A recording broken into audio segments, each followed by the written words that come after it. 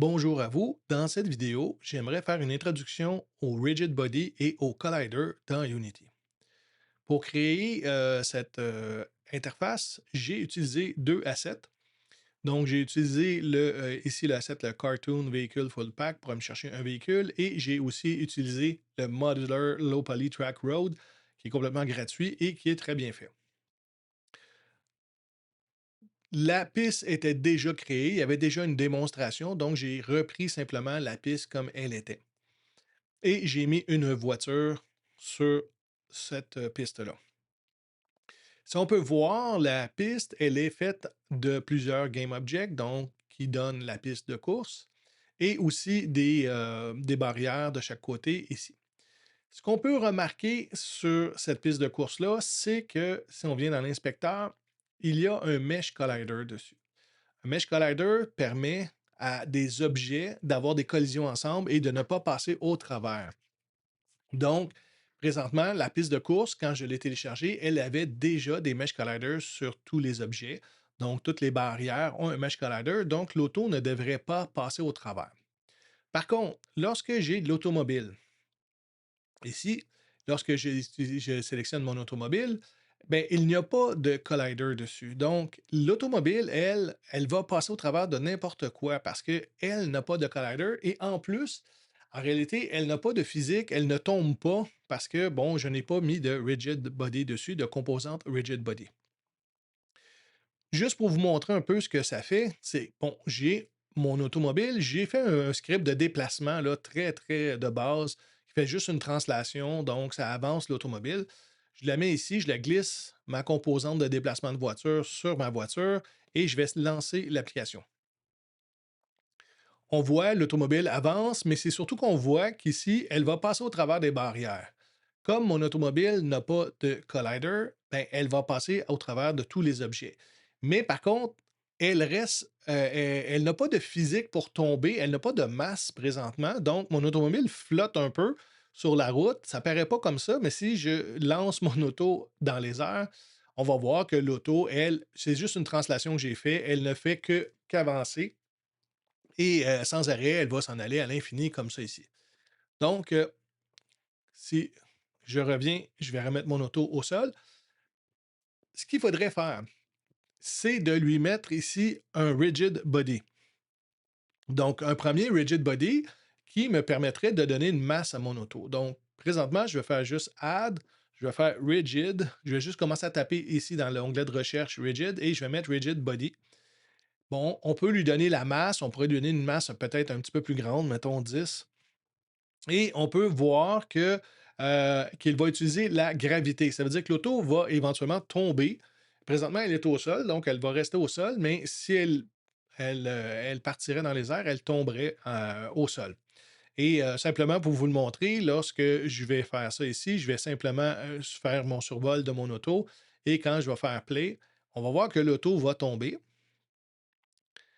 mais elle tombe puis elle passe au travers des objets. Donc, elle tombe dans, dans l'infini.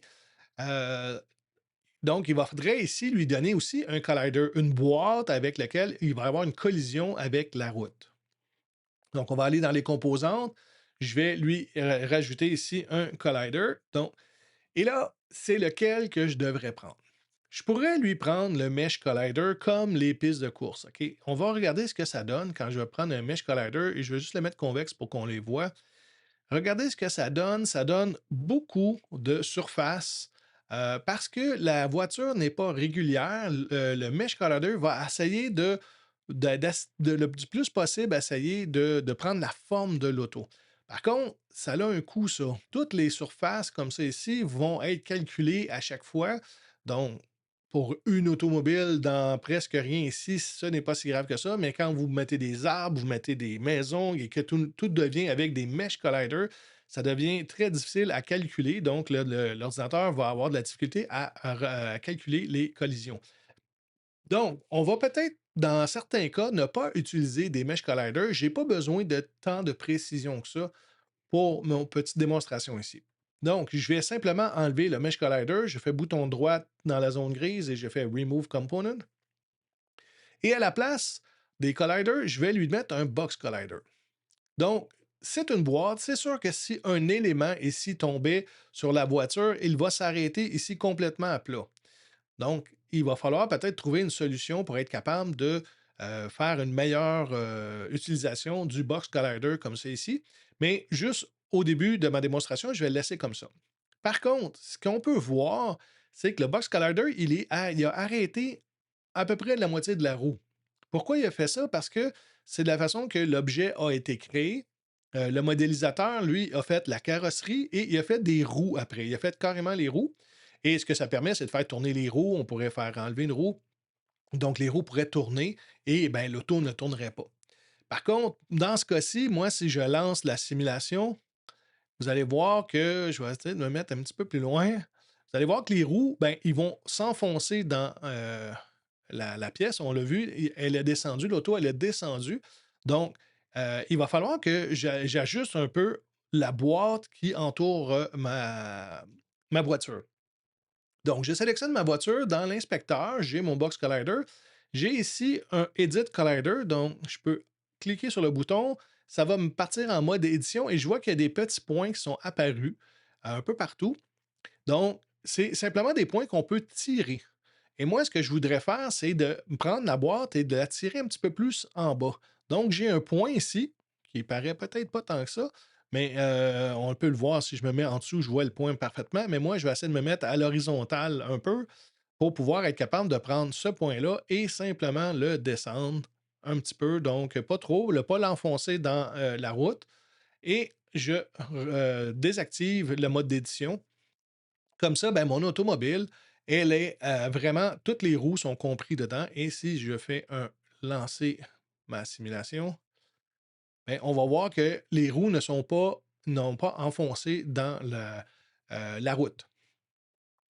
Donc, j'ai ma collision ici, j'ai mon box collider qui a été mis comme ça. Juste pour le plaisir, on va le lancer et on va regarder, voir ce que ça va donner ici au bout, parce que là, il y a des collisions qui vont arriver. C'est sûr qu'il y a une collision aussi avec le sol, mais ça, c'est parfait. Mais si on lance l'automobile, on va voir que là, il y a eu un accident, il est passé par-dessus. Ça dépend tout le temps. Si, mettons, j'arrivais ici et je tasse un peu l'automobile et que je le lance, ça va donner une autre sorte. Il ne va pas arriver au même impact. Et là, ben, il peut arriver n'importe quoi. Et là, bon, la collision, ça peut être un peu rigolo, mais ça donne vraiment la physique. On voyait vraiment que l'automobile redescendait. Bon, mon script ne déplace pas l'automobile avec la physique. Ça n'était qu'une translation, mais c'est juste pour faire une démonstration ici de ce que ça peut avoir l'air. Ce qu'on veut essayer peut-être ici, c'est de dire, OK, mais si moi j'ai un objet qui arrive ici, ben, il va s'arrêter en haut et ça, c'est peut-être un peu dommage. Donc, on peut faire plusieurs box colliders. Ce que je vais faire ici, je vais éditer mon box collider et là, celui du haut, qu'on voit à peine, mais il y en a un ici. OK, oui, je le vois parce que. OK, et je vais le descendre et je vais prendre juste peut-être ça ici et le descendre à peu près comme ça ici. Comme ça, ben, lorsqu'il y aura une collision, bon, il pourra aller jusque-là. Mais là, il manque un bout de la voiture ici en haut. Mais il n'y a rien qui m'empêche, moi, de dire je vais mettre un autre box collider. Donc, je vais faire un add et je vais mettre un autre box collider. Par contre, celui-là, je vais le rapetisser comme ça ici. Donc, je vais lui donner peut-être cette forme-là. Ici, en avant, je vais l'amener comme ça ici. Et là, on voit que, ouah, je l'ai peut-être envoyé un petit peu trop, peut-être comme ça ici. Et là, on voit qu'on pourrait avoir quelque chose qui va venir percuter ici, qui donnerait plus une simulation, une vraie simulation. Bon, est-ce que c'est parfait? Non. C'est sûr qu'encore là, ici, je pourrais découper plus petit et je pourrais m'en aller. Je pourrais peut-être aussi prendre d'autres choses que le box collider. Je pourrais prendre des sphères collider. Donc, mais c'est moins coûteux de prendre 2 box colliders comme ça ici que de prendre un mesh collider qui avait plusieurs faces pour faire le calcul de la physique. Donc, vraiment privilégier de quand vous allez avoir vos éléments, si on voit que c'est pas si important que ça, là, qu'il faut qu'on ne voit pas l'impact là, si proche que ça, ben, ça serait intéressant d'essayer de plutôt essayer de mettre plusieurs box colliders ou plusieurs éventuellement capsule collider, des circles ou faire des choses comme ça que d'aller chercher un Mesh Collider qui, oui, peut-être prend plus la forme, puis même encore, c'est pas tout le temps vrai. Donc, il faudrait plutôt emboîter des box Collider ou toutes sortes de colliders pour être capable de faire la forme de mon automobile. Ensuite de ça, si je reprends un peu ce que j'ai dit, c'est que pour pouvoir faire des collisions, ben, ça va me prendre des colliders. Ça veut dire que présentement, mon automobile, je lui ai mis des colliders. Les surfaces, les autres surfaces aussi, hein, et ils doivent avoir des colliders ici et là. Et la physique en tant que telle, le rigid body me permet de jouer avec la physique, donc utiliser la gravité. Donc, si je m'en viens à lancer mon automobile comme ça ici, elle va retomber et elle retombe sur la route et elle va avoir un impact un petit peu plus loin. Donc, le Rigid Body ici, il y aura beaucoup de paramètres à pouvoir voir. On peut contraindre l'automobile à ne pas retourner, de ne pas faire de rotation ou de rester toujours dans la même position. On jouera un petit peu plus dans des tutoriels un petit peu plus avancés sur le Rigid Body ici. Donc, c'était la présentation pour le Rigid Body et les colliders dans Unity.